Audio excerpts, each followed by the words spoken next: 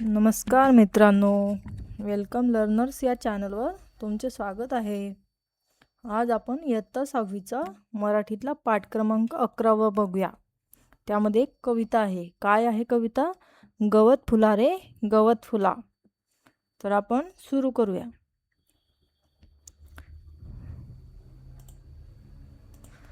गवत फुला रे गवत फुला. आपण आधी म्हणून घेऊया. रंग रंगुल्या सान सानुल्या, गवत फुला रे गवत फुला. असा कसा रे मला लागला, सांग तुझा रे तुझा लळा. मित्रा संगे माळावरती पतंग उडवीत फिरताना, तुला पाहिले गवतावरती झुलता झुलता हसताना. विसरून गेलो पतंग नभीचा, विसरून गेलो मित्राला. पाहून तुझला हरकून गेलो, अशा तुझ्या रे रंगकळा. हिरवी नाजूक रेशीम पाती, दोन बाजूला सळसळती.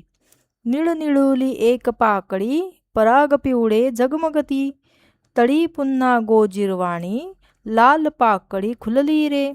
उन्हामध्ये हे रंग पाहता, भान हरपुनी गेले रे. आता आपण बघूया गवत फुला रे याचं स्पष्टीकरण. तर गवत फुला हा एक गवत फुला ही एक कविता आहे. त्यात गवत फुलाचे सुंदर रंग आणि त्यांच्याशी जोडलेल्या कवींच्या आठवणी त्यांनी सांगितलेल्या आहे. तर काय आहे? रंग रंगुल्या सान सानुल्या, गवत फुला रे गवत फुला. असा कसा रे मला लागला, सांग तुझा रे तुझा लळा. आता इथे गवत हे जे छोटंसं गवत असतं, त्या गवताला कवी काय म्हणत आहेत? रंगरंगुल्या, म्हणजे एक रंगीबिरंगी गवतावर असलेलं फूल. सान सानुल्या म्हणजे छोटंसं. तर त्याला कवी म्हणतायत रंगरंगुल्या सान सुनल्या, गवत फुला रे गवत फुला. असा कसा रे मला लागला, सांग तुझा रे तुझा लळा. ते काय म्हणतात? हे जे गवताचं रंगीबिरंगी छोटंसं नाजूक फूल आहे, त्याचा मला एवढा लळा लागला आहे की मला तुझा लळा इतका आवडला आहे की मला तुझा खूप लळा लागला आहे. तर तू सांग मला की तो तुझा लळा मला कसा लागला आहे आणि का लागला आहे. पुढे मित्रा संगे माळावरती पतंग उडवीत फिरताना, तुला पाहिले गवतावरती झुलता झुलता हसताना. विसरून गेलो पतंग नभीचा, विसरून गेलो मित्राला. पाहून तुझला हरकून गेलो, अशा तुझ्या रे रंगकळा. आता कवी म्हणतायत मित्रांसंगे जेव्हा मी माळावरती गेलो, माळावरती म्हणजे काय? एक मोकळं रान, म्हणजे मोकळं मैदान. त्या मित्रांसोबत माळावरती जेव्हा मी पतंग उडवत होतो, तेव्हा मी तुला पाहिले गवतावरती झुलता झुलता हसताना. त्या गवतावरती जेव्हा तू झुलत झुलत हसत होतं गवत, तेव्हा मला ते इतकं छान आणि इतकं सुंदर आणि इतकं मोहक वाटलं की मी जो आकाशात पतंग उडत होतो तो विसरूनच गेलो आणि सोबत मित्र होते त्यांना पण विसरून गेलो. एवढा मी तुला पाहून हरकून गेलो, कारण अशा तुझ्या रंगकळा आहेत की मी तुला पाहून एवढा हरकून गेलो की मी हे सगळं विसरून गेलो. पुढे हिरवी नाजूक रेशीम पाती, दोन बाजूला सडसडती. नीळ निळुली एक पाकळी, पराग पिवळे झगमगती. तळी पुन्हा अनगोजिरवाणी, लाल पाकळी खुलली रे. उन्हामध्ये हे रंग पाहता, भान हरपुनी गेले रे. आता बघा, हिरवी नाजूक रेशीम पाती म्हणजे काय? पाती म्हणजे काय? हे जे गवताचे पानं असतात ते पानं, ते कसे आहेत? हिरवे आणि नाजूक रेशीम आहे. रेशमासारखे असे छान नाजूक पानं आहे. जेव्हा ते पानं दोन्ही बाजूला असे हलतात, हवेने सळसळतात म्हणजे हवेने असं हलणे, त्याला म्हणतो सळसळतो. तेव्हा त्यावर जे निळे फुलं असतात, निळनिळुली एक पाकळी, म्हणजे ते एक पाकळीचे जे निळे रंगाचे फुलं असतात आणि त्यात जे पिवळे पराग असतात ते असे चमकतात आणि त्यात त्या फुलाची जी खालचा भाग आहे तो एवढा गोजिरवाणा आहे, त्याची हे इतकी छान आहे, त्याचा भाग इतका सुंदर आणि नाजूक आहे त्याची रचना, की त्याची अजून दुसऱ्या त्याचे जे गवतावरची लाल कलरची पाकळी आहे किंवा निळ्या रंगाची पाकळी आहे, ते जेव्हा उन्हामध्ये हे रंग पाहतो मी, तेव्हा माझे भान हरपून गेले रे. एवढं छान तुझं फूल आहे, एवढं छान ते गवत आहे, त्या गवतावरचं फूल आहे.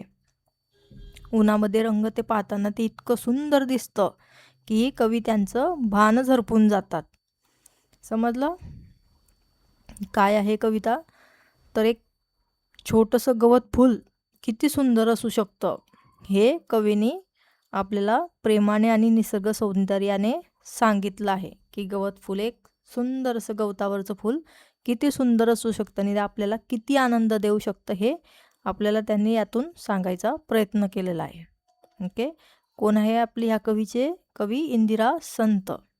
त्यांचे काही जे प्रसिद्ध कादंबऱ्या आहे, संग्रह आहे, ते इथे दिलेले आहेत.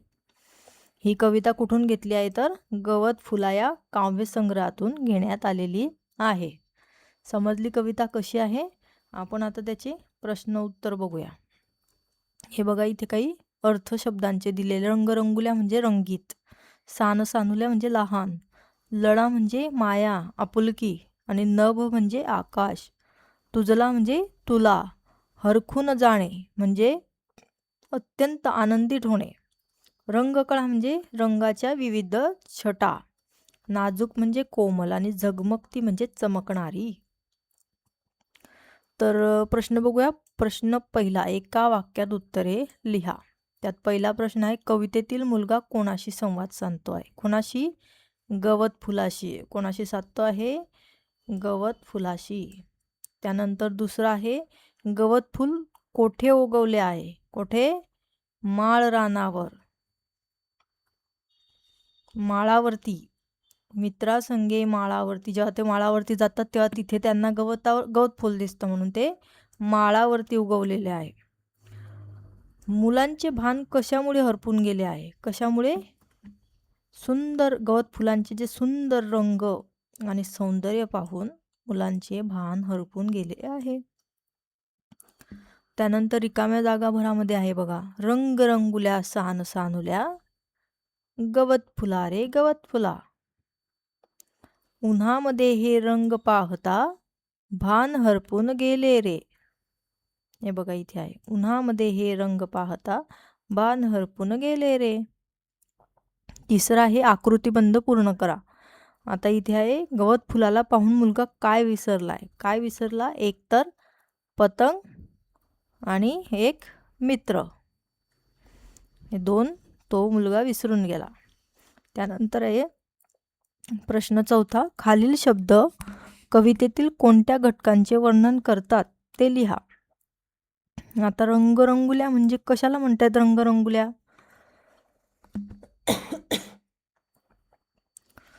तर गवत फुलाला म्हणतायत. निळ निळोली कशाला म्हणतायत? निळ निळोली पाकळी. हिरवी नाजूक काय आहे हे? तर हिरवी नाजूक आहे पाती. गोजीरवाणी काय आहे? तर गोजीरवाणी आहे लाल पाकळी. गोजीरवाणी लाल पाकळी खुलरी रे. नभीचा काय आहे? पतंग.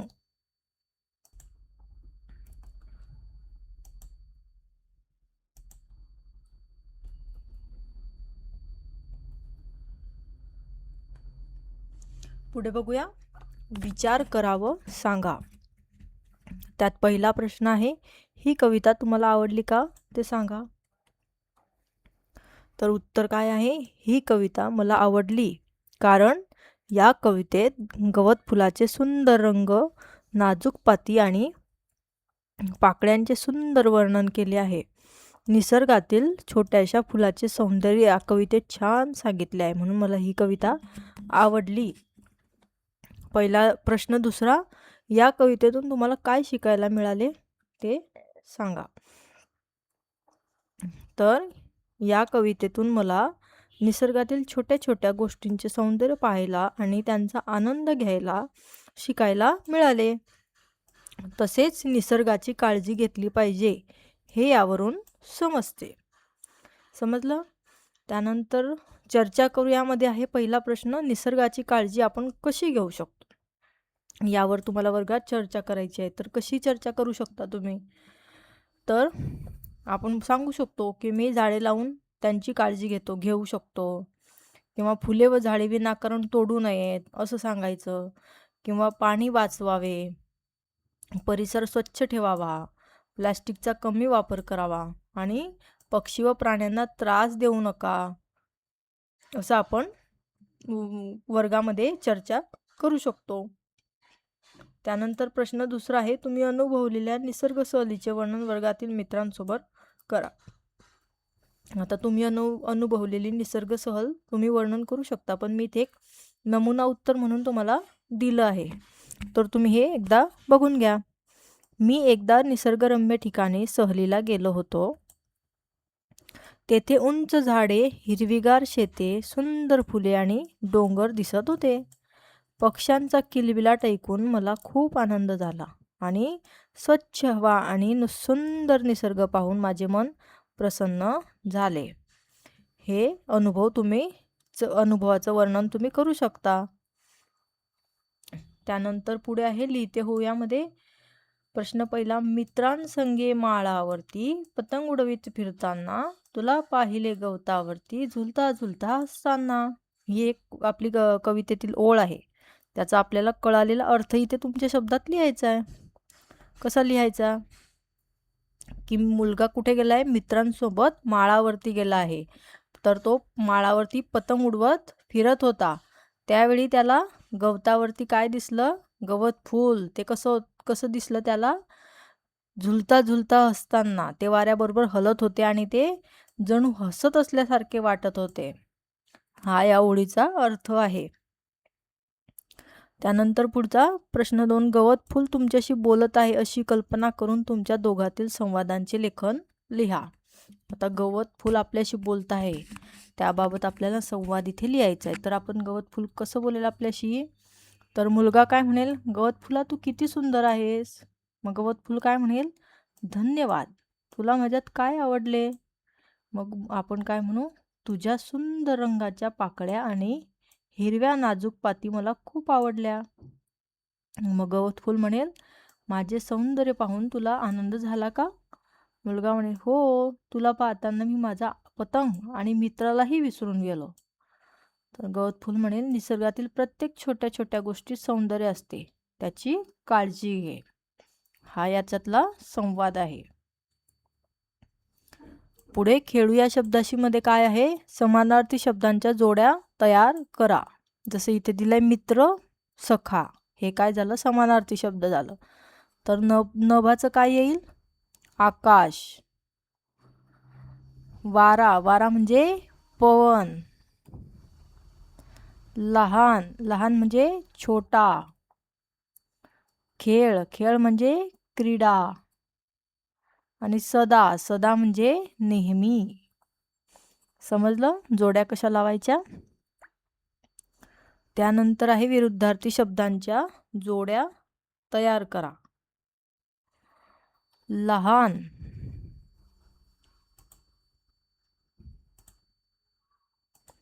लहानच मोठा. एक च अनेक, विरुद्धार्थी आहे ना, मग एकच अनेक. उघड च बंद आणि जवळच दूर आणि मित्राचं शत्रू. समजलं. हे बघा इथे मी दिलेलं आहे, जर इथे नाही कळालं तर इथून बघून घ्या. समजलं. पुढे बघू.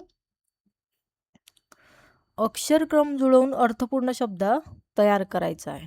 आता इथे काही अक्षर दिले इकडे तिकडे करून त्याचा आपल्याला शब्द तयार करायचा आहे. ळस तिळस, तर काय येईल याचं, सळसळती.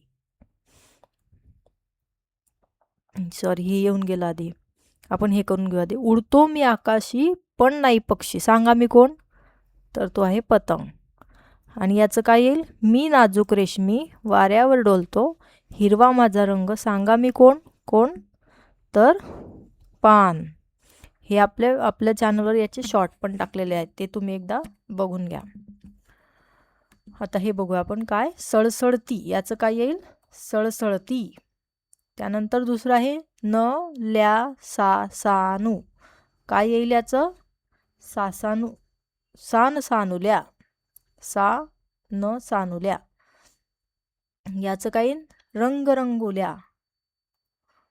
आणि हे येईन गमती गझ. काय याचं? झगमगती. समजलं? हे इकडे तिकडे केलेले आपल्याला त्याचा शब्द, अर्थपूर्ण शब्द तयार करायचे जे कवितेमध्ये आलेले आहेत. आणि हे काही प्रश्न आहेत हे तुम्हाला करायचे आहे.